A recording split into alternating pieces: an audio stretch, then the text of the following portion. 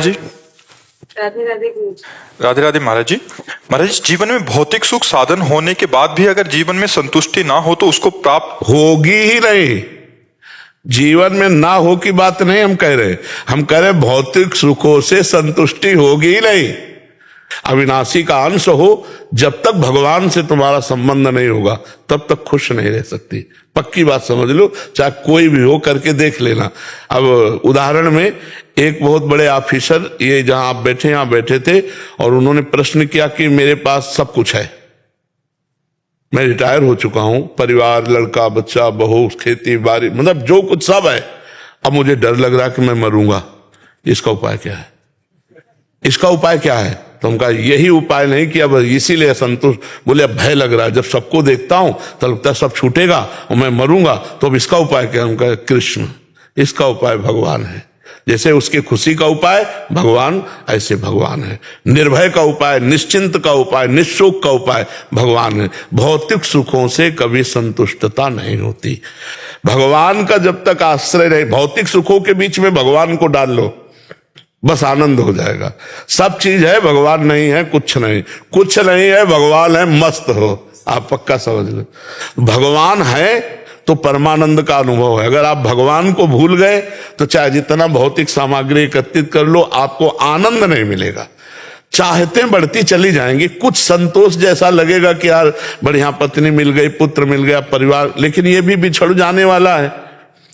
तो हमको शांति कहां मिलेगी? जब तक भगवान से हम नहीं जुड़ेंगे तब तक शांति नहीं मिलेगी जी। लेकिन अगर जीवन साथी, अगर मैं तो हूँ भगवान से जुड़ी हुई, लेकिन अगर जीवन साथी ना जुड़ा हुआ हो तो उसमें कैसे कर सकते? आपको उनकी सेवा करनी चाहिए और भगवान का भजन करना चाहिए, क्योंकि उनका कर्म उनको ले जाएगा। जीवन साथी आप 40-50 साल के बने हो, ना पहले वो जीवन साथी थे ना बाद में जीवन साथी रहेंगे। एक कल वो सखी आई थी तो उसका कोई फ्रेंड पधार गया होगा, तो यही कह रहे थे कि हम क्या ऐसा करें कि हमारा फ्रेंड हमको मिल जाए। तो हमका वो तो नहीं मिलने वाला, वो तो मिलने वाला नहीं, चाहे कोई कितनी भी तपस्या कर लो। तो वो कह रहे थे कि हम 7 जन्म तक का वादा किए थे। तो हमका काल को अधीन किए हो क्या? काल को कोई अधीन किए? जैसे फिल्मी गाना नहीं होते, मतलब तुम भगवान हो गए, तुम काल को अधीन कर लिए, जैसा चाहोगे, जिसके साथ चाहोगे तुम मिल लोगे। अरे नहीं, शरीर छूटा तो पता चला तुम नरक गए हो, कहाँ गए हो, किसी का मिला। ये वादा नहीं होता कि हाथ मिलाओ 7 जन्म तक साथ नहीं छोड़ेंगे, ये केवल बकवास है, इसमें कोई दम नहीं है। क्योंकि काल बड़ा अधीन और कर्मों का फल जीव को मिलता है। अब पूर्व जन्म के परिवार के जन कहाँ हैं? पूर्व जन्म के परिवार के जन कहाँ हैं? हमारी याददाश्त इतनी कमजोर है कि 9 महीना माँ के गर्भ में रहे, कहाँ में याद है? अगर जल्दी से पूछे कि परसों कल दोपहर में क्या पाया, तो आपको सोचना पड़ेगा परसों के लिए। तो पूर्व जन्म की बात कैसे याद आ जाएगी? तो ऐसे ही परिवार था, पूर्व जन्म में हम छोड़ के आ गए। ऐसे ही इस जन्म का परिवार छोड़ के चले जाओगे, न तुम उनकी स्मृति में आओगे न वो तुम्हारी स्मृति में आएंगे। ये रूप कभी मिलेगा नहीं त्रिभुवन में, त्रिकाल में नहीं मिलेगा। जैसे रूप बन गया, अब कोई लाख उपाय करे कि मैं आपके इस रूप से मिल लूं, तो इस रूप से नहीं मिल पाएगा। इसके अंदर जो बैठा है वो भगवान है। आप भगवान का भजन करो, फिर चाहो तो वो जो रूप चाहेंगे वो धारण कर सकते हैं, लेकिन ये 5 भौतिक रूप अब दोबारा नहीं मिलेगा। जैसे चला गया, तो कुछ लोग ऐसे भाव में बन जाते हैं कि हम पति पत्नी हैं, तो मतलब 2 शरीर 1 प्राण, एक मतलब अब जो, तो ऐसा नहीं, एक मित्रवत भाव है यहाँ का। 40-50 वर्ष का संबंध है, न पहले तुम उसे जानते थे न बाद में जानोगे, चाहे जितना प्यार कर लो। इसीलिए यहाँ के प्यार को ज्यादा महत्व नहीं दिया गया है, भगवान के प्यार को महत्व दिया गया है। तो अगर हमारा जीवन साथी भगवत भजन नहीं करता तो हमें करना चाहिए। अगर 2 में से एक भी भजन कर ले गया तो बात बन जाएगी।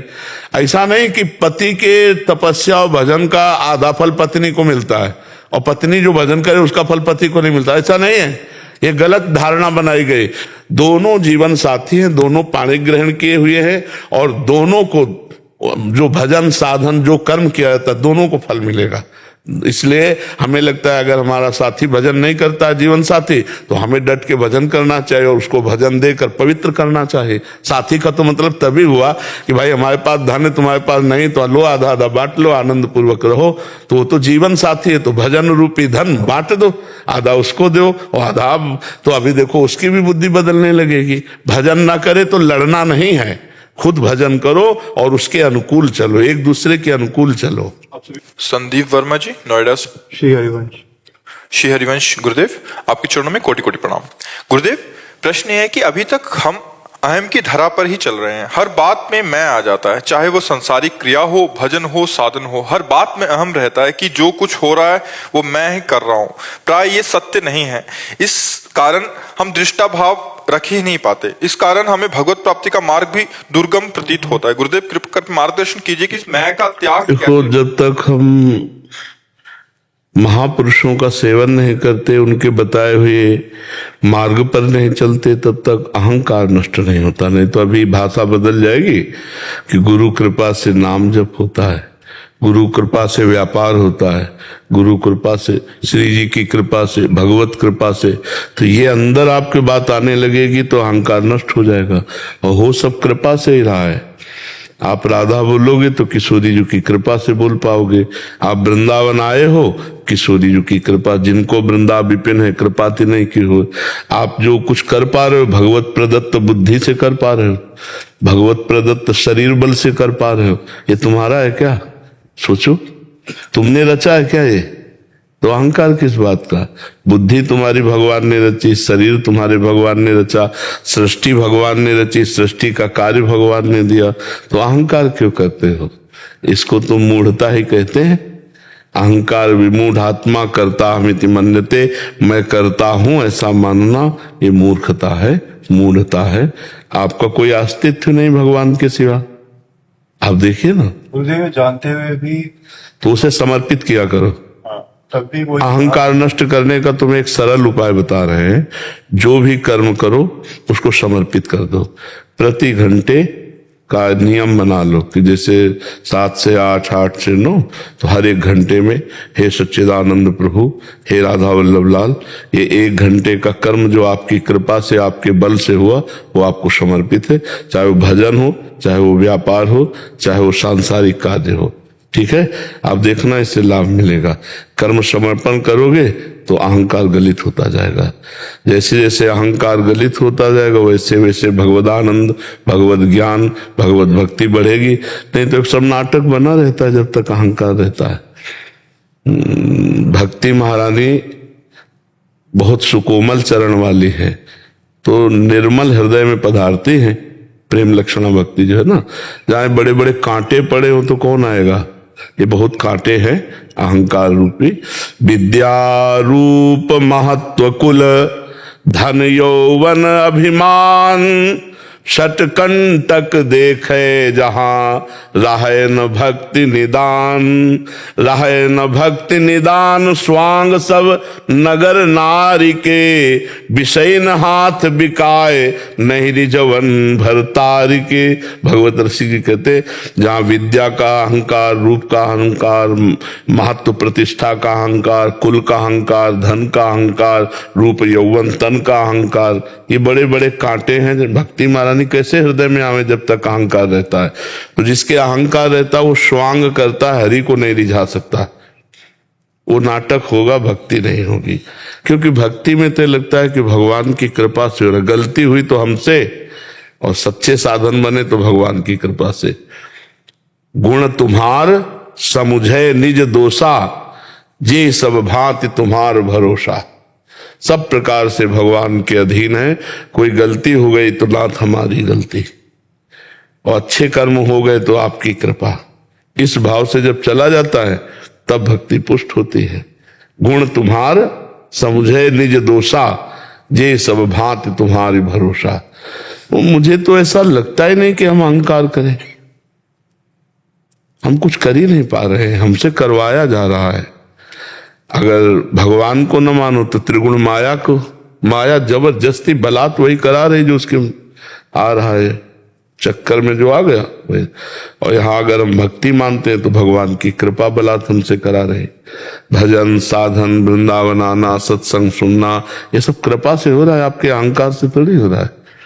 अब मुझ भाव भरोस हनुमंता, बिनु हरि कृपा मिले नहीं संता। भगवान की कृपा हुई तो तुम संत समागम में बैठे हो। अरे भगवान की कृपा हुई तो तुम मनुष्य शरीर पाए।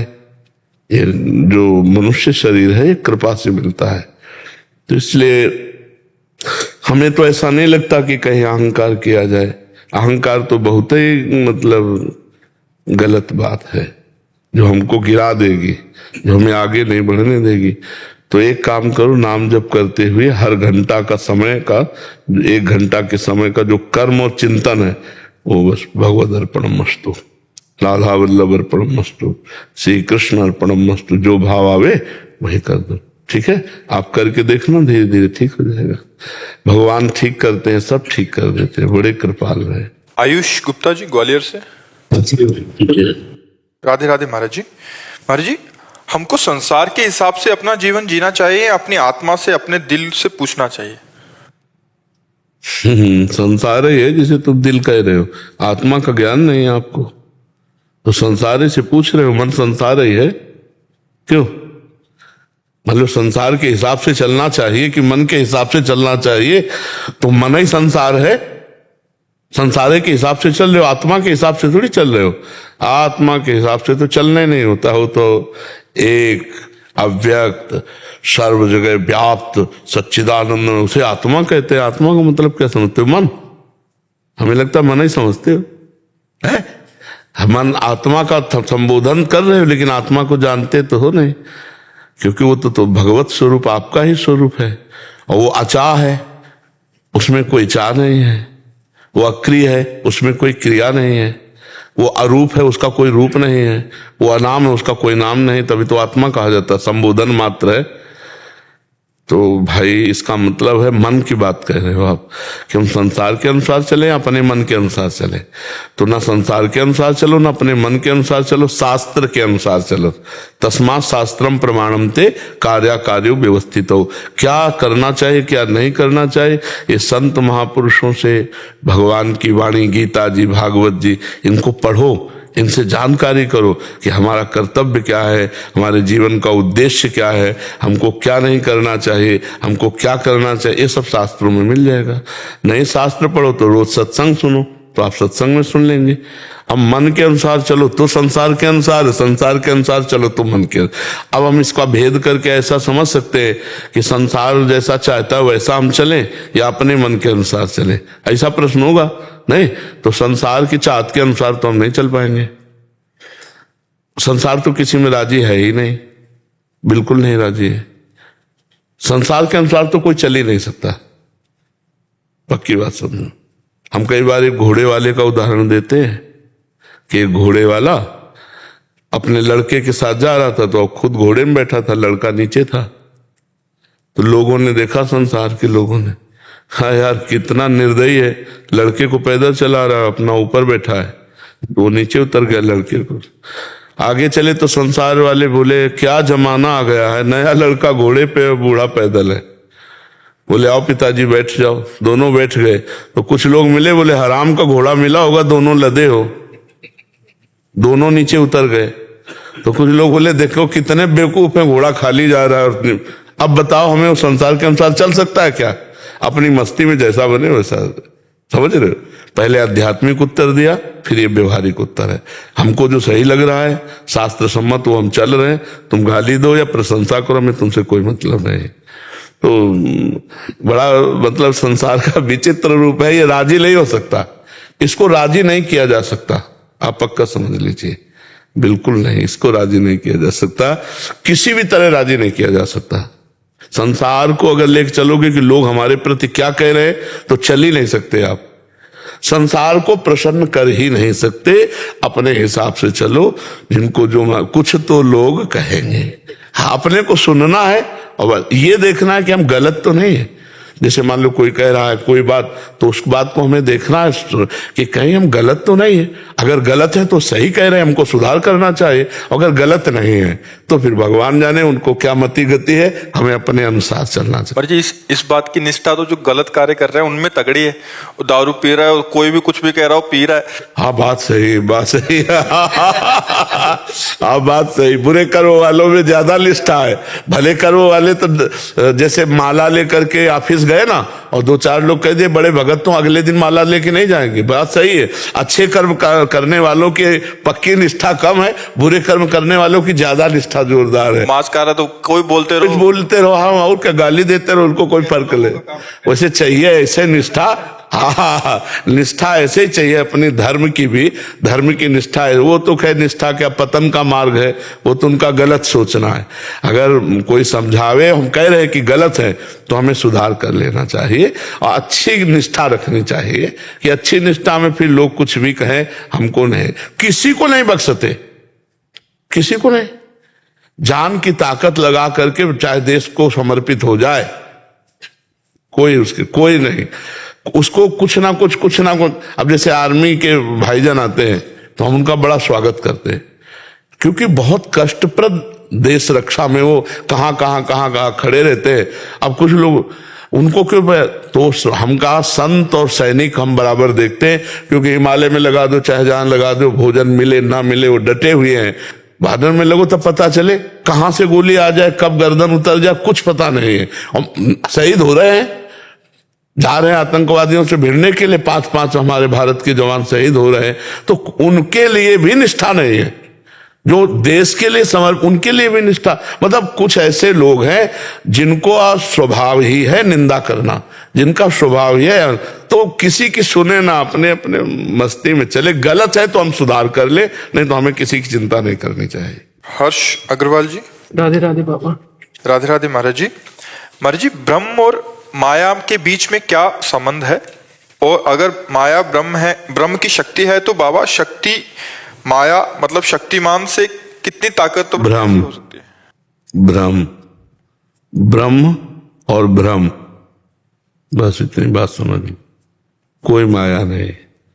सर्वम खलमिदम ब्रह्म, वेद कहता है सर्वम खलमिदम ब्रह्म नेह नानास्ति किंचन, किंचन मात्र कोई और वस्तु नहीं है, केवल ब्रह्म ही है।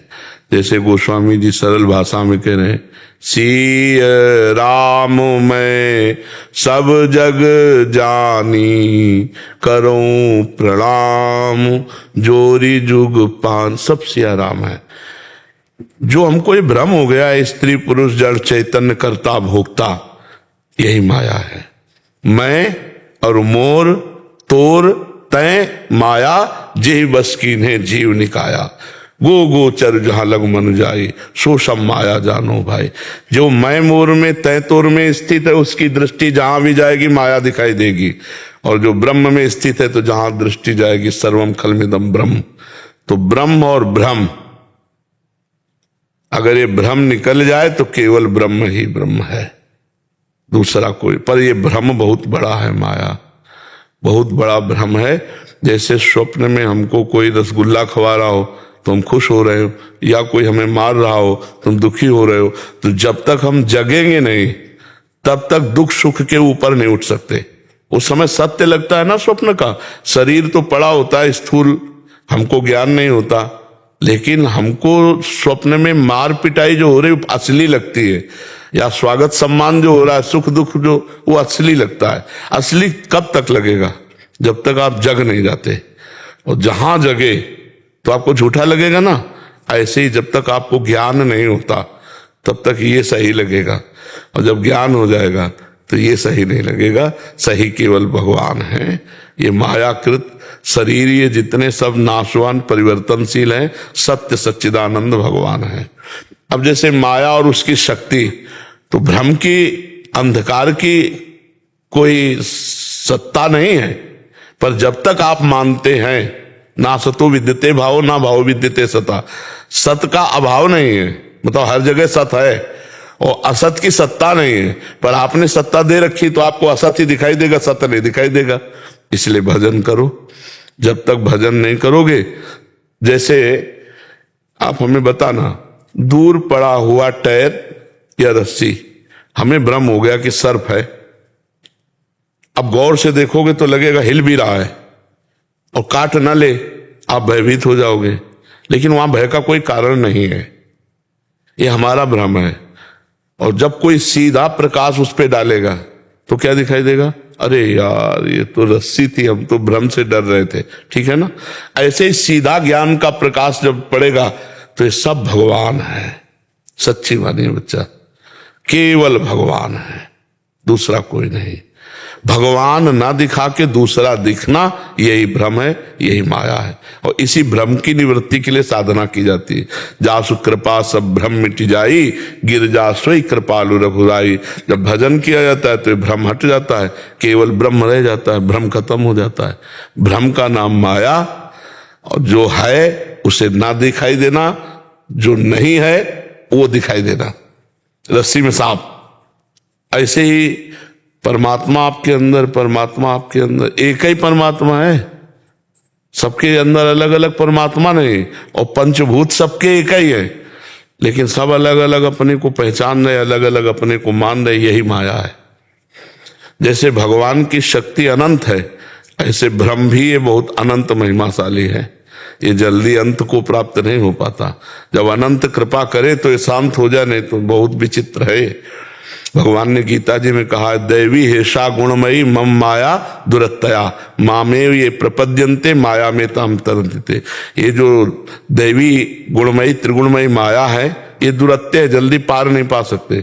मेरी शरण में आ जाओ, मैं पार करवा दूंगा। मामेव ये प्रपद्यन्ते माया में ताम तरन्ते। माया का स्वरूप यही है, जो है उसे ना दिखाई देना, जो नहीं है उसे दिखाई देना। सबके अंदर परमात्मा, सब जगह परमात्मा नहीं दिखाई दे रहा, और सब कुछ दिखाई दे रहा, यही माया है। गो गोचर जहां लग मन जाए, जहां तक दृष्टि जाए, जहां तक इंद्रियां जाए, जहां तक मन जाए, सब माया है। और जब भ्रम निवर्त हो गया तो जिधर दृष्टि जित देखो तित श्याममयी है। नहीं, वो सिया राम में कह रहे हैं, गोपी जन श्याम में कह रहे हैं, और गीता गायक भगवान कह रहे वासुदेवा सर्वमिति महात्मा सुदुर्लभा, सब जगह वासुदेव ही है। तो ये है असली नेत्र खुल जाना। अभी हम मोह निद्रा में हैं, तो मैं, मोर, तोर, तय, स्त्री, पुरुष, जड़, चैतन्य, उत्तम, अधम, ये सब दिखाई दे रहा है। समझ पा रहे आप? और ये बहुत बड़ी है। अनंत जन्मों से हम इसी को खोदते चले आ रहे हैं कि माया का अंत कहाँ है, लेकिन आज तक अंत नहीं मिला। अनंत जन्मों से आ रहे, जब से सृष्टि हुई इसी में तो फंसे। आज अवसर मिला है सत्संग का, तो निकल चलो, और ना निकल पाओगे तो फिर इसी दलदल में फंसे रहोगे। बहुत विचित्र है भगवान का एक खेल। इस बार तो मनुष्य जन्म मिला, फिर अगला हो सकता है सुअर, कुत्ता, गधा, सांप, बीछी, क्या बना दे भगवान कर्म के अनुसार। तो हमको ऐसा उपाय कर लेना चाहिए कि हमारा आखिरी जन्म हो, अब हम माँ के गर्भ में ना जाए, हमारा अंतिम मरण हो, ये वो होगा भजन से। पुत्र के बहाने नारायण पुकारा तो अंतिम हुआ ना, और हम जानबूझ के नारायण पुकारेंगे तो हमारा अंतिम नहीं होगा क्या? राधा राधा कृष्ण कृष्ण नारायण हरि राम, जो नाम प्रिय लगे खूब नाम जप करो, और भगवान की लीला कथा गाओ, सुनो, और समाज की सेवा करो निष्काम भाव से। माता पिता, परिवार, मोहल्ला, अपना नगर, प्रांत, राष्ट्र, जितना कर पाओ निष्काम भाव से सेवा करो। अपने अपने पद का अधिकार पूर्वक, जो उसका दुरुपयोग ना हो। जैसे मान लो आप जिस कार्य में लगे हो, तो दो ही बातें आपको गिरा सकते हैं, एक प्रलोभन, एक भय। रुपए का प्रलोभन, वस्तु का प्रलोभन, प्रमोशन का प्रलोभन और भय, इसी में आप गलत कर सकते हो। अगर प्रलोभन और भय से दूर रहो तो जो जहां है वो अपने कर्तव्य का पालन करके भगवान की प्राप्ति कर सकता है। नाम जप करे और अपने कर्तव्य का पालन करे तो माया से पार हो जाएगा। समझ पा रहे हैं आप जी? पर जी इन्हीं का एक और प्रश्न है कि जब हम श्री जी के प्रति पूर्ण तरह से आसक्त, समर्पित और आश्रित हो जाते हैं तो हमारे अंतःकरण और जगत व्यवहार के क्या लक्षण होते हैं जिससे हमें पता चलता है कि अब हमारा इस जन्म का लक्ष्य पूरा हो चुका है? कोई तुम्हें 100 गाली दे सामने से तुम्हारी भाषा में, तो तुम्हारी स्थिति ऐसी होगी कि मुस्कुरा के चल दोगे। जैसे तुम्हें कोई विदेशी भाषा में 100 गाली दे, जो भाषा जानते नहीं, तो आपके अंदर कोई फर्क पड़ेगा क्या? कोई नहीं पड़ेगा। ऐसे तुम्हारी भाषा में तुमको जब गाली दे और तुम्हें फर्क ना पड़े, तो जान लो शांति, ऐसी शांति कि जो तुम्हारा अमंगल करे उसको आशीर्वाद दो। ये स्थिति व्यवहार में भी उसकी होती है। वो उनकी खोपड़ी फोड़ रहा है, वो उनका मंगल कर रहा है। भगवान तुम्हारे को स्वस्थ रखे, कभी तुमको कोई दंड न मिले, भगवान तुम पर कृपा करे। जो प्रेम लक्षणा भक्ति अंदर जब आएगी ना, करत जे अनशहन निंदक तीनों पे अनुग्रह क्यों। और दूसरी बात, तदर्पिता अखिलाचारिता तद स्मरणेन परम व्याकुलते। वो सारे आचरण भगवान की प्रसन्नता के लिए करता है, हर आचरण भगवान को समर्पित करता है। और एक क्षण भी भगवान का विस्मरण हो जाने पर वो ऐसे व्याकुल हो जाता है जैसे मछली को जल से अलग कर दो, उसकी जो स्थिति होती है। और मान की इच्छा नहीं रह जाती, किसी से मोह नहीं रह जाता, किसी भोग का कोई प्रभाव उस पर नहीं पड़ता। जितने भोग उनका प्रभाव होता है सबके ऊपर, देख लो सुन लो भोगों की बातें, तो भोग की इच्छा जागृत हो जाए। उसके पास भोग रहे तो भी भोग की इच्छा नहीं होगी, जिसकी स्थिति होगी। निरंतर वो भगवान के चिंतन में डूबा हुआ समस्त कामनाओं से रहित होगा। किसी भी नवीन भोग के भोगने की इच्छा नहीं होगी, मान नहीं होगा, मोह नहीं होगा, निरंतर भगवान के चिंतन में डूबा होगा। सारे कर्म भगवान को समर्पित, भगवान के विस्मरण होने पर बड़ी व्याकुलता, अपमान करने वाले पर भी मंगल भावना करना, और किसी भी द्वंद्व से वो पराजित नहीं होता।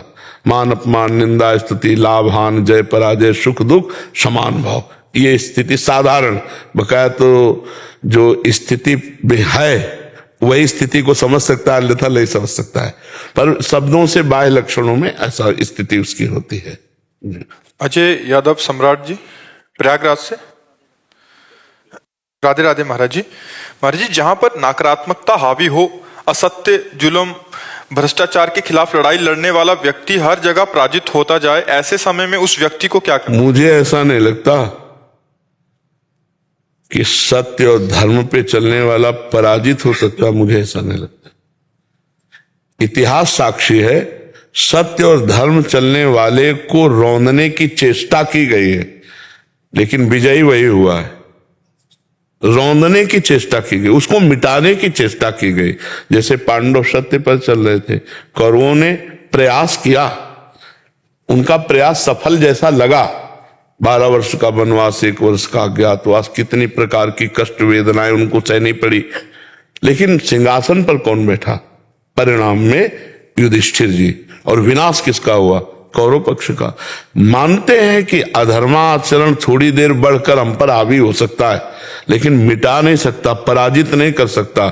मिटेगा वही, आप देख लीजिए, मिटेगा वही। धर्म से चलने वाले को झुकाने की कोशिश की जा सकती है, रौंदने की कोशिश की जा सकती है, लेकिन विजयी वही होगा। ये हम आपको फाइनल की बात बता रहे हैं। रास्ते में थोड़ा झुक जाना या थोड़ा पराजित जैसा लगना वो हो सकता है, हो सकता है, क्योंकि दोनों शक्तियां भगवान की हैं। पीठ से अधर्म प्रकट हुआ है और छाती से धर्म प्रकट हुआ है, तो उसमें भी तो भागवतिक, राक्षसों में भी तो भागवतिक शक्ति है। कभी देवताओं को खदेड़ देते, कभी देवता राक्षसों को खदेड़ देते। तो हमें यह विश्वास रखना है कि विजय धर्म की होगी। जहां भगवान की आज्ञा का पालन किया जाता है, धर्म का पालन किया जाता है, वहीं विजय होती है। आज थोड़ा हम डाउन हैं तो कोई बात नहीं, कल हम उठेंगे, ऐसा पक्का विश्वास रखो। हो सकता है थोड़ी देर विजयी दिखाई दे, विजयी हुए ना, देखो कौरव विजयी हुए ना, सब एक छत्र साम्राज्य घसीट लिया युधिष्ठिर का शकुनी के छल भरे पासे से, लेकिन बाणों से सब मारे गए और महाराज ही युधिष्ठिर जी हस्तिनापुर चक्रवर्ती सम्राट नरेश के रूप में रहे। तो हमें लगता है कि असत्य थोड़े दिन हाइलोजन की तरह चमक सकता है, लेकिन फ्यूज होना पक्का है। क्यों भाई? हाँ, फ्यूज होना उसका पक्का है। वो थोड़ा और भी बात समझ लो, अधर्मी आदमी की जब उन्नति हो तो उसको ये समझ लेना जैसे ऊपर 7 मंजिले में चढ़ाया जाए, तो वो खुशी के लिए नहीं चढ़ाया जा रहा है, उसका वहां से बद होगा, वहां से पटका जाएगा। तो हम अधर्मी की उन्नति पर लुभायमान ना हो, परिणाम तुम्हें पता नहीं, वो नष्ट हो जाएगा। क्योंकि अधर्म आचरण से सफलता नहीं होती। धर्म पूर्वक धर्मात्मा पुरुष गरीब मिल सकता है, धर्मात्मा पुरुष थोड़ा आपको झुका मिल सकता है, धर्मात्मा पुरुष की नहीं चल रही ये भी दिखाई दे सकता है, लेकिन एक दिन धर्मात्मा पुरुष उभरेगा और वो प्रकाशित होगा, और वो अधर्मी जो आज झुका हुआ नहीं है, बढ़ा हुआ दिखाई दे रहा है, फूल फल रहा है, वो नष्ट हो जाएगा, पक्का नष्ट हो जाएगा। तो इसलिए हम इस बात को दूरी तक देखें, नजदीक तक देख करके परिणाम न दे दें। आज तक ऐसा नहीं, किसी को दुख देकर असत्य आचरण से चलने वाला पापात्मा कभी सुखी नहीं हुआ।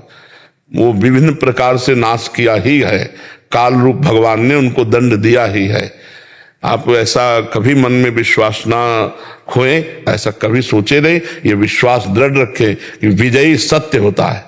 शांति, आनंद, निर्भयता, निशोकता, ये सब सत्य पे है। असत्य आचरण करने वाला कभी निर्भय नहीं हो सकता।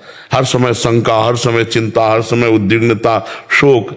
जैसे आप 50,000 बेईमानी से ले आए, सोचे बड़ा आनंद रहेगा 50, वो 50,000 ऐसे दुख में आपको डालेंगे कि पूरा जो आपने कमाया भी है और लेके जाएंगे, पक्का समझ लो। तो मुझे लगता है पाप से डरना चाहिए, अधर्म से डरना चाहिए।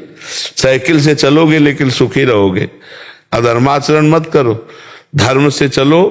थोड़ा जीवन है, बहुत बड़ा जीवन नहीं, 70-80 का जीवन रह गया है, नहीं रह गया। और अब आज का जीवन है, जीवन क्या देखो, नौजवान है, हाई ब्लड प्रेशर है, लो ब्लड प्रेशर, 500 शुगर है, ये है वो, नौजवान है। तो बुढ़ापे में क्या होगा, पता नहीं बुढ़ापा मिलेगा इनको कि नहीं मिलेगा। बड़ा समय विचित्र है। अभी भजन कर लो, आगे और ऐसा समय आने वाला है कि भजन, घर परिवार का एकमात्र छोड़ा था, एकांत में भजन करेंगे। और जिसके पास मोबाइल है तो सैकड़ों नंबर सब सर्च करके सब दुनिया देख सकते हो। इसी से तो बचने के लिए बाबा जी बने थे, इसी से बचने के लिए एकांत हुए। अब एकांत में छाती में पहले भगवान की छवि टांगी जाती थी, अब छाती में मोबाइल टांगा जाता है, स्मार्ट मोबाइल। समय बदल गया देखो। भगवान में चित्त लगने के लिए जो बाधा थी वो मोबाइल रचना हो गई, बहुत जोर। अच्छा, कोई भी सृष्टि में गुण और दोष युक्त दोनों भी हैं अलग। आज आप बैठे हो तो मोबाइल के ही दम से बैठे हो, नहीं क्या जानते कि वृंदावन में कहाँ क्या हो रहा है, मोबाइल से जान। तो हमें लगता है अगर गुण ले ले और दोष छोड़ दे तो बहुत बढ़िया चीज है, लेकिन उसमें दोष भी बहुत है। नए नए बच्चे उसको सर्च करके गलत आचरणों में बढ़ रहे हैं, कोई उसमें जुआ खेल रहे हैं, गेम पैसा वाला, अब हार रहे हैं, बड़े अपने शरीरों को भी छोड़ रहे हैं। तो गलत आचरणों से बचा जाए, भगवान नाम जपा जाए और सत्य में चला जाए, उसी पर विजय होगी, असत से नहीं। जी, बहुत सुख मिलता है जब आप कृपा करके आते हो। हम तो जा नहीं पाते, और आप सब संतों के जब दर्शन होते तो ऐसा लगता है प्रभु अपना मानते हैं, इसीलिए संत दर्शन हो जाता है। संसार की भीड़, कोई भीड़ का उसका कोई महत्व नहीं। एक भगवान का प्रेमी महात्मा दर्शन दे दे, सब बात बन गई। एक संत मिल गए तो हमारा दिन सार्थक, हमारा जीवन सार्थक। मतलब दिन आनंदित जाता है कि आज भगवान ने हमें संत समागम दिया, आज भगवान ने हमें संत दर्शन दिए। करोड़ लोग एक तरफ और एक भगवान का दास अलग। जहां भगवान के दासत्व से युक्त वो आए ना तो हृदय शीतल हो जाता है। हाँ, भगवान की कृपा के बिना संतों के दर्शन नहीं होते, और संत दर्श का फल ही है भगवान में प्रीति होना। जब तक संतों की कृपा नहीं होती तब तक भगवान के चरणों में प्रीति नहीं होती। भगवान जब बहुत द्रवित होते हैं तब संत जनों से मिला देते। जब द्रवहि दीन दयालु राघो तो साधु संगति पाए। ये सच्ची मानो मूर्तिमान भगवान की कृपा है जो हमें संत दर्शन मिले, जो संत संभाषण मिला, जो संत स्पर्श रज मिला, ये भगवान की विशेष कृपा है। आकाश जी दिल्ली से। राधे राधे महाराज जी। राधे राधे महाराज जी। महाराज जी, ये मेरा प्रश्न है कि सच्ची भक्ति का स्वरूप क्या है? तद्स्मरणेन परम व्याकुलते थे, अव्याव्रत भजनात्, अखंड भजन। एक क्षण के लिए भी अगर प्रभु का विस्मरण हो जाए तो व्याकुलता हो जाए। सच्ची भक्ति का स्वरूप यही है कि त्रिभुवन की राज्य लक्ष्मी देने पर भी जो आधे पल के लिए भगवान का विस्मरण ना करे वो महाभागवत है, वही सच्चा भक्त है। त्रिभुवन की राज्य लक्ष्मी, एक अच्छे पदार्थ में, एक अच्छे भोजन में, एक अच्छी अनुकूलता में हम भगवान का विस्मरण कर सकते हैं। नाप के देखना चाहिए। त्रिभुवन की राज्य लक्ष्मी देने पर जो आधे पल के लिए भगवान को और हर समय मनाता रहता है, बड़ी कृपा हमारे ऊपर भगवान की बड़ी कृपा, तत्यनुकंपाम सुस्मी क्षमाणु, और जो कुछ उसको दुख सुख मिलता है प्रारब्ध के अनुसार भोग लेता है और हर समय मन वचन कर्म से भगवान के चिंतन में मगन रहता है, वही महाभागवत है। उसको भगवत प्राप्ति ऐसे हो जाएगी जैसे अपने बाप की प्रॉपर्टी पर बेटे का अधिकार हो जाता है, जैसे पिता की संपत्ति पर पुत्र का अधिकार हो जाता है, ऐसे महाभागवत को परम पद का अधिकार प्राप्त हो जाता है। उसे ही महाभागवत कहते हैं, जो हर समय भगवान की अखंड स्मृति में है, हर आचरण भगवान के अनुकूल करता है, सब में भगवत भाव रखता है, किसी भी लाभ को भगवान के चिंतन के सामने लाभ नहीं समझता। वो बहुत बड़ी हानि है जिसमें भगवान का चिंतन छूट जाए। कहा हनुमंत विपत्ति प्रभु सोई, जब तो सुमिरन भजन, वही महाभागवत है। और महाभागवत की व्याख्या कोई कर ही नहीं सकता, क्योंकि जैसे भगवान अनिर्वचनीय ऐसे उनके भक्त अनिर्वचनीय है। पर जब हम इस बात पर देखते हैं कि महाभागवत किसे कहते हैं, तो शास्त्रों ने कुछ लक्षण बताए हैं कि जिनको मान प्रिय नहीं है, सबहि मान प्रद आप अमानी, जो मोह रहित हैं, जो किसी भोग से पराजित नहीं होते, जो निरंतर भगवान के चिंतन में रहते हैं, जो समस्त कामनाओं से रहित हो चुके हैं, जो निरंतर सुख दुख में ना फंस करके भगवान की लीला गुण में डूबे रहते हैं, वही महाभागवत है, वही विश्व विजयी है, वही जीवन मुक्त महापुरुष है। अब इसके लिए विविध साधन है, भगवान के मार्ग के विविध साधन है। दास्य भाव, सख्य भाव, वात्सल्य भाव, कांता भाव, सहचरी भाव। तो जिस भाव से हमारा लगाव हो उसी भाव वाले महापुरुष से जुड़कर हम भगवान की भक्ति करें। बकाया खास बात है स्मृति, अखंड स्मृति, अखंड स्मृति। गीता का पूरा फल है स्मृति। नष्टो मोहा स्मृतिर्लब्धा त्वत्प्रसादान मयाच्युता, भगवद स्मृति। जी अनीता त्रिपाठी जी, प्रयागराज। राधे राधे महाराज जी। महाराज जी, नाम जप करते समय मन बहुत ही ज्यादा चंचल हो जाता है और इधर उधर भागता है। हमें लगता है अगर एकांतिक सुनते तो इसका विस्तृत उत्तर मिल जाता, पर हम सारांश में कहते हैं कि हमारा जो अभ्यास चल रहा है नाम जप का, उसमें जो मन के दो पार्ट हैं, एक अच्छा और एक बुरा। अच्छाई की तरफ हमारा जो झुकाव हुआ ये मन से ही हुआ है। मन ना कहता तो यहां तुम नहीं आ सकते थे। तो मन की अच्छाई पार्ट में जब हम नाम जब शुरू किया तो बुराई पार्ट को साफ करने लगा, क्योंकि निर्मल मन जन सो मोह पावा। तो अब जितनी गंदगी अनंत जन्मों की भरी है वो सब निकलेगी बाहर। अब साधक इस बात में परेशान हो जाता है कि जब मैं भजन नहीं करता था तब इतना गंदा नहीं था, अब जब भजन से करने लगा तो इतना गंदा सोच, इतनी गंदी बात, वो गंदगी निकल रही है। मन अच्छा चंचल हो और नाम जब कर रहे हो तो आप निश्चित समझो फल में कोई भेद नहीं है, मन लगे ना लगे। जैसे मन नहीं लगता लेकिन आग छुआ दी जाए तो जला देगी ना। मन कहीं और हो, जहर पिला दिया जाए तो मरी जाओगे ना, क्योंकि उसका प्रभाव है। ऐसे नाम का प्रभाव है, मन लगे या ना लगे, जिब्या से राम राम हरि हरि कृष्ण कृष्ण हो रहा है, आपको भगवत प्राप्ति होगी।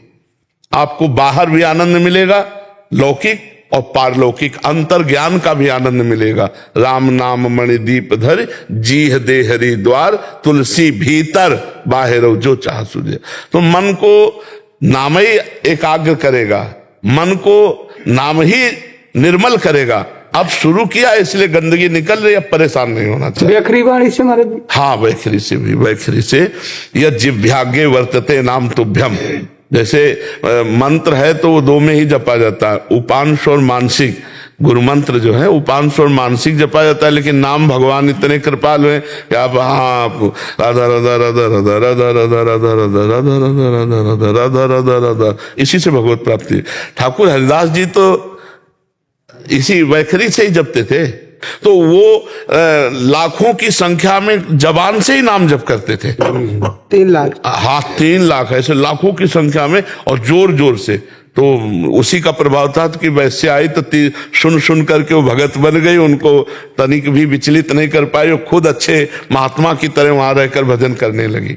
तो अगर वैखरी से नाम का प्रभाव है, वैखरी से भी जपने पर जो मंत्र उपांश और मानसिक में फल देता है, वो वैखरी से भी नाम फल दे देगा। नाम में एक अपार सामर्थ्य, असीम सामर्थ्य है, चाहे जैसी स्थिति हो। अपवित्रा पवित्रो वा सर्वावस्थांगतो पिवा या स्मृत पुंडरीकाक्षम सवायाभ्यंतरा शुचि, वाय अभ्यंतर दोनों से परम पवित्र हो जाता है। देखो भागवत जी में लिखा, यद जिह्वाग्ये वर्तते नाम तुभ्यम अहोबत सुपचतो गरियान, यद जिह्वाग्ये, जिह्वा के अग्रभाग पर आपका नाम विराजमान हो। नाम जीह जपि जागे जोगी, नाम जीह जप, जब जीव से नाम जपने की बहुत जगह चर्चा हुई है, तो हम उसमें फला अनुसंधान में न जाए कि वाचिक से दशांश उपांशु बड़ा, उपांशु से दशांश मानसिक बड़ा। हम राम राम कह रहे हैं, कृष्ण कृष्ण कह रहे हैं, अपने प्रभु का स्मरण कर रहे हैं, मन कहीं भी चला जाए चिंता मत करो, उसको भाग के यहीं आना पड़ेगा, क्योंकि नाम भगवान विराजमान, परम मंगल हो जाएगा जी। कीर्ति जी। राधे राधे महाराज। महाराज जी आपके चरणों में कोटि कोटि प्रणाम।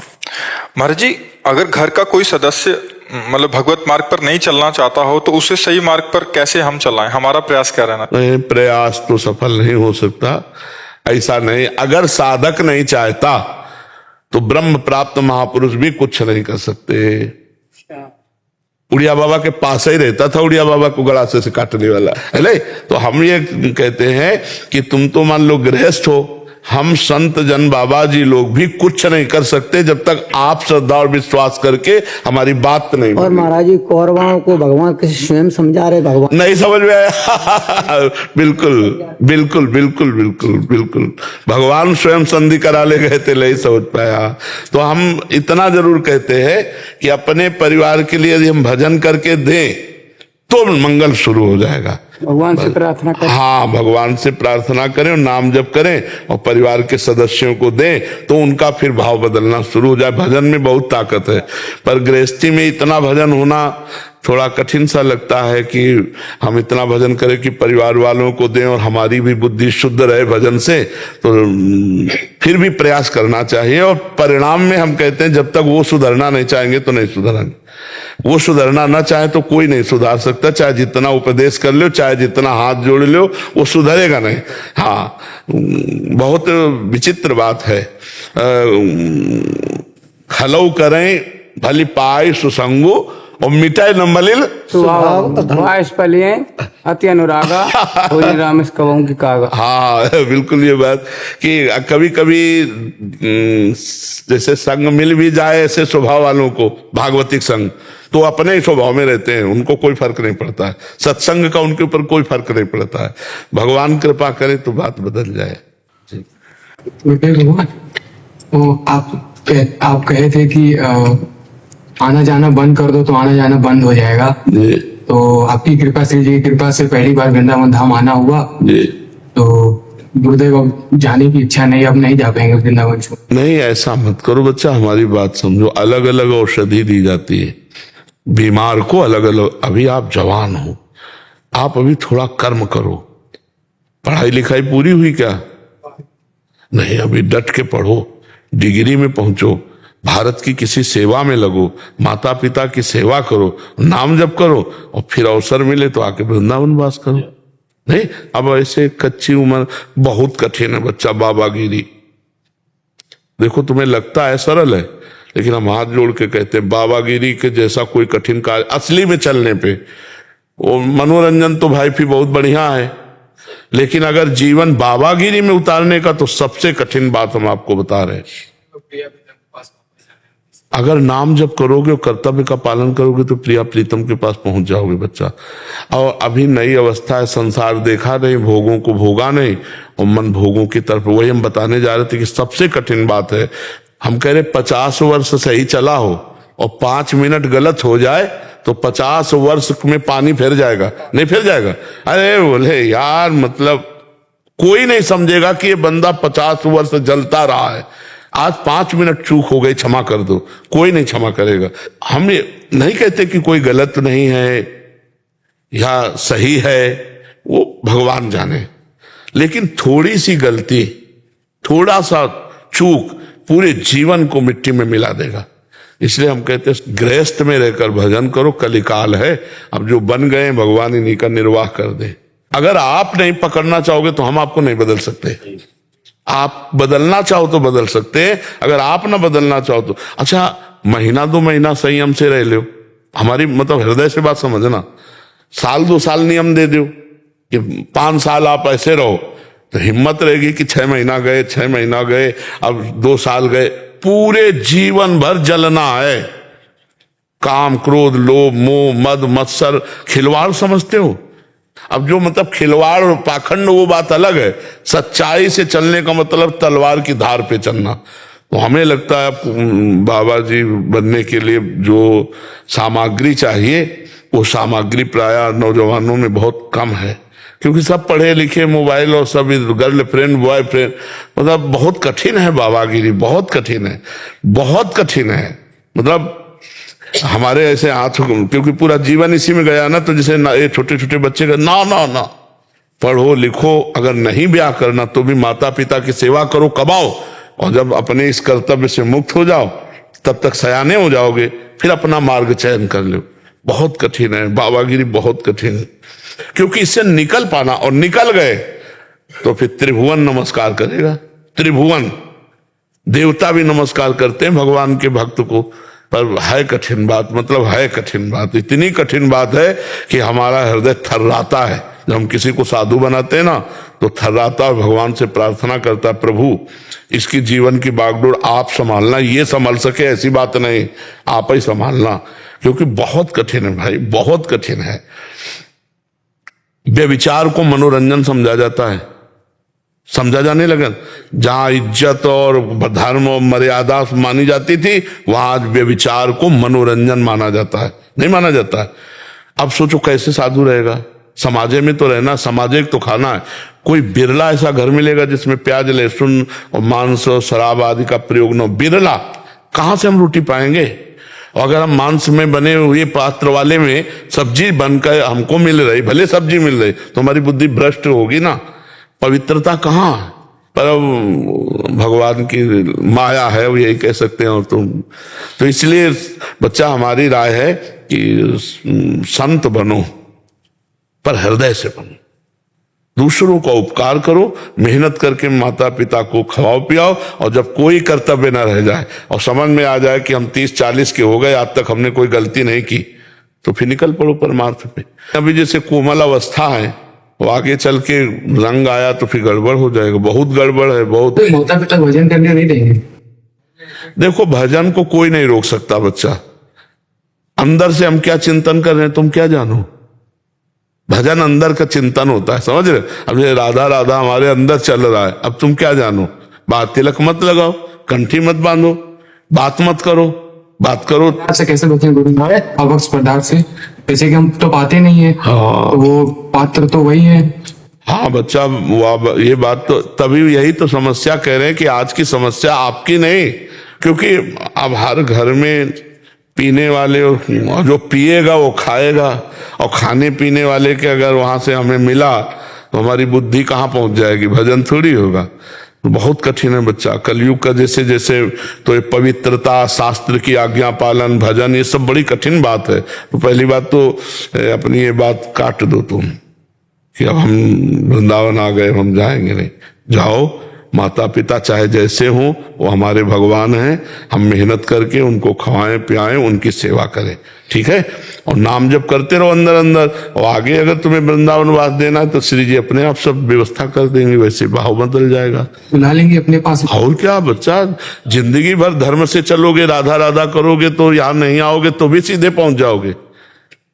नहीं तो वृंदावन कितने वास करते हैं, और भारत में या विश्व में कितने भगवान के भजन करने वाले हैं? सोचो, क्या वृंदावन वासी केवल भगवान को प्राप्त होगा और जो बाहर भजन करते हैं उनको भगवान नहीं मिलेंगे? ऐसी बात नहीं बच्चा। जो भगवान वृंदावन में, वही कण कण में, पूरे विश्व में विराजमान, खूब भजन करो, भगवान की प्राप्ति कर लो। सृष्टि शुक्ला जी, अयोध्या जी से। राधे राधे महाराज जी। महाराज जी, एक गृहस्थ यदि भगवान से केवल कृपा मांगे तो उसे पारलौकिक कृपा प्राप्त होगी या सांसारिक? दोनों। प्रणत कुटुंब पाल रघुराई, भगवान दोनों, भगवान अल्पज्ञ थोड़ी है। भगवान सर्वज्ञ हैं, दोनों प्रकार से उसके परिवार का भी भरण पोषण होगा और भगवत प्राप्ति भी होगी। हाँ, बस भगवान के आश्रित हो जाए तो वो कह रहे हैं ना, अनन्यस चिंतयन्तो माम ये जनाः परिपासते तेषाम नित्याभियुक्तानाम योगक्षेमम। भगवान कह रहे मैं वहन करूंगा, तुम केवल मेरा अनन्य चिंतन करो, योगक्षेम तो मैं वहन करूंगा। तो हमें भगवान की बात मान लेनी चाहिए। वो भगवान लोक परलोक दोनों का समान। ई परलोक सकल सुख पावत मेरी सो भैया कृष्ण गुण संचु। हरिवंश महाप्रभु कहते हैं इस लोक में और परलोक में सदैव सुखी रहोगे यदि कृष्ण के गुणों का गान करोगे, नाम जप करोगे, राधा राधा बोलोगे, लोक परलोक दोनों में मंगल हो जाएगा। मांगने की क्या जरूरत है, सर्वज्ञ भगवान है, वो सब जान रहे हैं। वो जितना विधान किए बहुत बढ़िया किए, जितना करेंगे बहुत बढ़िया करेंगे। हमें उनके भरोसे रहना चाहिए। लोक लाओ पर लोक निभाओ। जी बिल्कुल, दोनों लाभ, बिल्कुल दोनों लाभ इसमें। और हारने पे भी लाभ और जीतने पे भी लाभ, इसमें ये भी बात है। हार भी, मान लो हम कहीं पराजित हो जाते हैं तो विशेष कृपा पात्र बनता है वो। मतलब चूक से कहीं अगर, तो भगवान उसे फिर पतित पावन है। हाँ, भगवान विशेष उस पर कृपा करते हैं। जो भगवान के मार्ग में सही चल रहे हैं वो तो भगवान के लाडले है ही, लेकिन जो लड़खड़ा के चल रहे हैं भगवान के विशेष लाडले है वो। हाँ,